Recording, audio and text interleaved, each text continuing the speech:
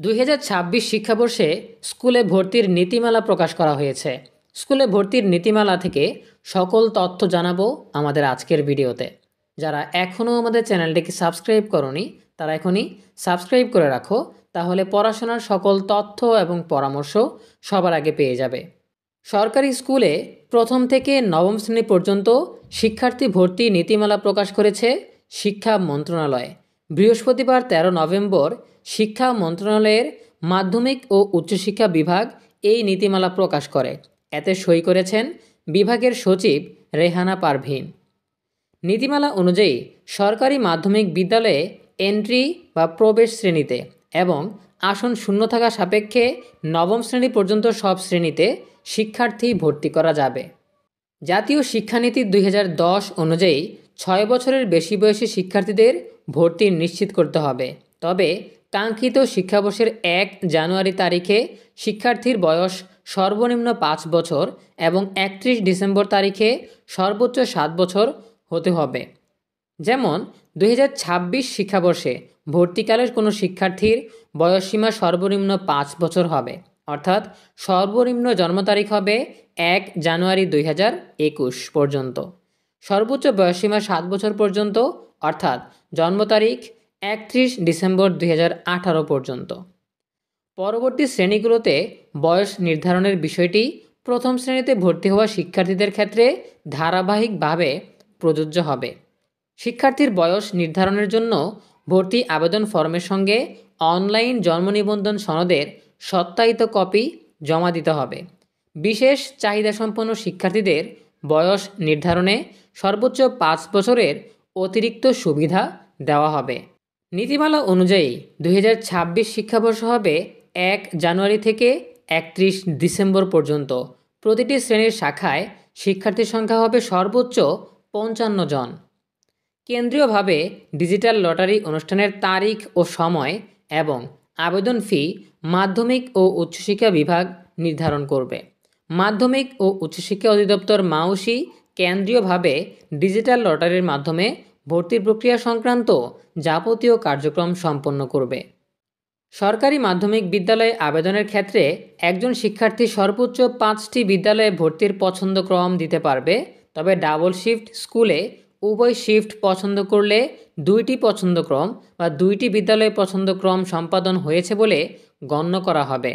বিদ্যমান অনলাইন ভর্তি আবেদন প্রক্রিয়ায় আরও স্বচ্ছতা আনার লক্ষ্যে ভর্তির জন্য শিক্ষার্থীর পছন্দের শিক্ষা প্রতিষ্ঠানগুলো থেকে যে কোনো একটি শিক্ষা প্রতিষ্ঠান চূড়ান্ত করে নিশ্চিত করতে হবে। বিষয়টি সফটওয়্যারে অন্তর্ভুক্ত থাকবে। এবারও সরকারি বিদ্যালয়ের আবেদনের ক্ষেত্রে ঢাকা মহানগরের 44টি সরকারি মাধ্যমিক বিদ্যালয় 3টি ভিন্ন গ্রুপে বিভক্ত থাকবে। ঢাকা মহানগরের শিক্ষা প্রতিষ্ঠানের প্রধানরা প্রতিষ্ঠান সংলগ্ন সর্বোচ্চ 3টি থানাকে ক্যাচমেন্ট এরিয়া হিসেবে নির্ধারণ করতে পারবেন। ক্যাচমেন্ট এরিয়ার শিক্ষার্থীদের জন্য 40% আসন সংরক্ষিত বা কোটা রাখা হবে। ক্যাচমেন্ট এরিয়ার জন্য 40% কোটা এবারও বহাল রাখা হয়েছে। এছাড়া গতবারের মতো এবারও মুক্তিযোদ্ধার সন্তানদের জন্য 5% এবং বিশেষ চাহিদাসম্পন্ন শিক্ষার্থীদের জন্য 2% কোটা রাখা হয়েছে। শিক্ষা মন্ত্রণালয় ও মন্ত্রণালয়ের অধীন দপ্তর সংস্থার কর্মকর্তা কর্মচারীদের সন্তানদের 1% কোটা রাখা হয়েছে। তবে এবার কোটা বণ্টনের ক্ষেত্রে শিক্ষা মন্ত্রণালয়ের কর্মকর্তা কর্মচারীদের জন্য 0.5% এবং শিক্ষা মন্ত্রণালয়ের অধীনস্থ দপ্তর বা সংস্থার কর্মকর্তা কর্মচারীদের জন্য 0.5% পৃথক করে দেওয়া হয়েছে। এছাড়া যমজ ও সহোদর কোটার ক্ষেত্রেও কিছুটা পরিবর্তন আনা হয়েছে। বিগত বছরগুলোতে যমজ কোটা ছিল 3%, এবার এটি কমিয়ে 2% করা হয়েছে। আর সহোদর কোটা বাড়িয়ে 3% করা হয়েছে। আগে সহোদর কোটা ছিল 2%। তবে যমজ ও সহোদর কোটার জন্য এক দম্পতির সর্বোচ্চ 3 সন্তান পর্যন্ত এটি কার্যকর হবে। অন্যদিকে ষষ্ঠ শ্রেণীতে ভর্তিতে সরকারি প্রাথমিক বিদ্যালয় থেকে পঞ্চম শ্রেণী পাশ করা শিক্ষার্থীদের জন্য 10% আসন অবশ্যই বরাদ্দ রাখতে হবে। সরকারি মাধ্যমিক বিদ্যালয়গুলোতে শিক্ষার্থী ভর্তি কার্যক্রম সম্পাদনের জন্য ঢাকা মহানগর ভর্তি কমিটিতে মাধ্যমিক ও উচ্চশিক্ষা অধিদপ্তর মাওসির মহাপরিচালকের নেতৃত্বে জেলা পর্যায়ে জেলা প্রশাসক ডিসির নেতৃত্বে, উপজেলা পর্যায়ে উপজেলা নির্বাহী কর্মকর্তা ইউএনওর নেতৃত্বে ভর্তি কমিটি গঠন করা হয়েছে। নীতিমালা অনুযায়ী স্কুলে ভর্তির বিজ্ঞপ্তি, আবেদন ও লটারি ও ভর্তির সময়সূচি ঠিক করবে মাওসি। গত 10 নভেম্বর মাওসির এক সভায় স্কুলে ভর্তির কার্যক্রম সম্পন্নে সম্ভাব্য সময়সূচি ঠিক করা হয়েছে। সভার সিদ্ধান্ত অনুযায়ী আগামী 19 নভেম্বরের মধ্যে ভর্তি বিজ্ঞপ্তি প্রকাশ করা হবে। 21 নভেম্বর থেকে অনলাইনে আবেদন গ্রহণ শুরু হবে, যা চলবে 7 ডিসেম্বর পর্যন্ত। আবেদন প্রক্রিয়া শেষে আগামী 14 ডিসেম্বর ডিজিটাল লটারি অনুষ্ঠিত হতে পারে। লটারি হওয়ার পর তাতে নির্বাচিত শিক্ষার্থীরা 17 থেকে 21 ডিসেম্বর ভর্তি হতে পারবে।